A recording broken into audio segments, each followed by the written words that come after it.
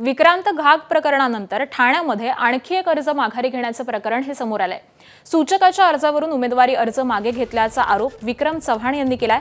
ठाणे महापालिका निवडणुकीसाठी विक्रम चव्हाण यांनी अपक्ष अर्ज दाखल केला होता, मात्र त्यांनी अर्ज मागे घेण्यास नकार दिल्यावरती सूचकावरती दबाव आणून त्यांचा अर्ज मागे घेण्यास भाग पाडल्याचा धक्कादायक आरोप हा विक्रम चव्हाण यांनी केलाय। 4:30-5ला माझे सूचक आहेत त्यांना घरातून घेऊन जाऊन 2 व्यक्ती त्यांना घरातून घेऊन जाऊन त्यांनी त्यांचा सूचकाची बेसिसवर आपली साईन घेतली आणि सांगितलं की मी इथे अवेलेबल नाही आहे, माझ्या घरात काहीतरी दुर्घटना घडली आहे म्हणून मी बाहेरगावी गेलो आहे।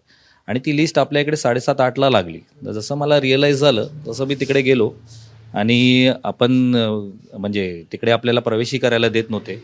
ओके, आता कोण कोण होते हे आपल्याला माहीत नाही। ओके, आणि आपण आतमध्ये गेल्यावर आपल्याला त्यांनाही रिअलाईज झालं की आता आपण खोटे तरीकेने आपला लिस्टमध्ये यांचं नाव टाकलेलं आहे। एवढ्या इलिगल वेनी तुम्ही कशी काय बिनविरोधी डिक्लेअर करू शकता किंवा कोणच नाही उमेदवार। एबीपी माझा, उघडा डोळे बघा नीट।